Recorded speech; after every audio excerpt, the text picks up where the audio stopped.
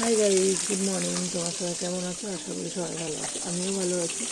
তো সকাল সকাল দেখো একটা রেসিপি নিয়ে চলে এসেছি। একদিকে ভাত বসিয়ে দিয়েছি, একদিকে পাড়াতে বাটা মাছ এসছে, দেখলাম খুব সুন্দর মাছগুলো জ্যান্ত হয়েছে।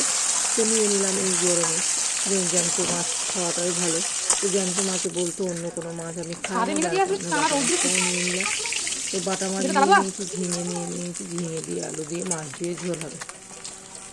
তাই না, এই কারণে আজকে একটু হালকা পাতলা, গরমও পড়েছে প্রথমত, আর দ্বিতীয়ত হালকা পাতলা এই কারণেই করছি, গতকালকে ছাড় ছাড়াই ছিল, সমস্ত কিছু রান্না হয়েছে। তো সেই ভিডিওটা আপলোড করার সময় আমার হয়নি, তো সেটাও আপলোড করে তোমাদের সঙ্গে শেয়ার করবো অবশ্যই। তো তারপরের দিনে এই ছোটো একটা ভিডিও আমি ভাবলাম যে করেই নিই, করে আপলোডটা করে দিই, কেন 15 দিন হয়ে গেছে কিছুই ছাড়া হয়নি, যার কারণে ভাবলাম এটা শর্টকাটে করে, ওটা যেহেতু অনেক বড় ভিডিও আছে, আপলোড করতে হবে, ভয়েস আবার দিতে হবে, তো ওটা এখন সময় লাগবে। তো যার কারণে আমি ভাবলাম যে একটা ছোটো ভিডিও করে এটা আপলোড করে দিই, কেন 15 দিন হয়ে গেছে কিছু ছাড়া হচ্ছে না। তো এমনিতেই আমার চ্যানেলটা গ্রো করছে না তেমন একটা, আগের তুলনায় এখন একটু তবু ভালো হচ্ছে।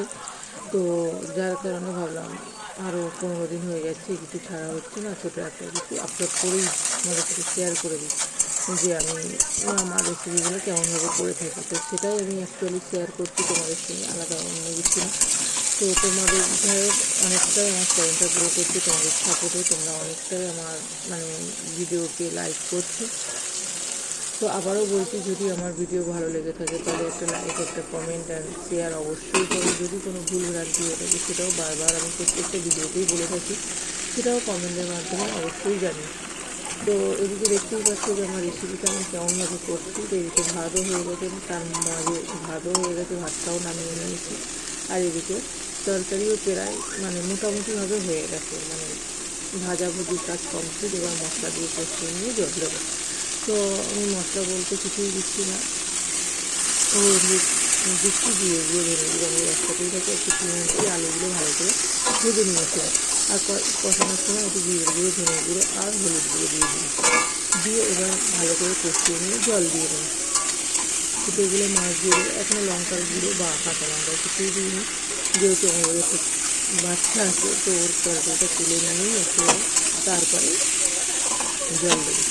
তো সেটাও তোমরা দেখতেই পাবে।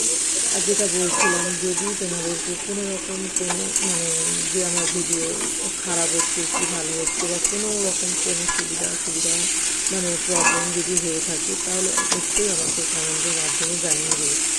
আর যদি না ভালো লাগে থাকে সেটাও জানাবে, কিন্তু কেউ কোনো খারাপ মন্তব্য বা বাজে কমেন্ট করবে না, এটা আমার রিকোয়েস্ট। তো দেখতেই পাচ্ছ, এদিকে তোমাদের সঙ্গে গল্প করতে করতে অনেকটা আমার হয়ে গেছে।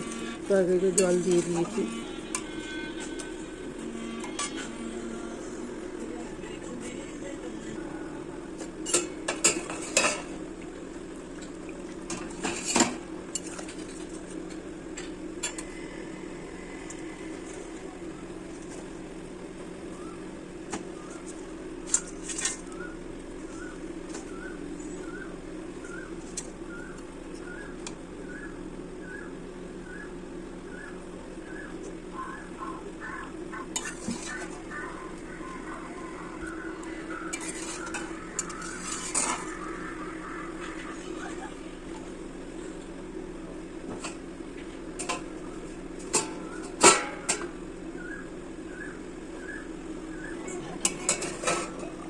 ওখানে যাস নে, ওখান থেকে উপর থেকে ইয়ে করবে।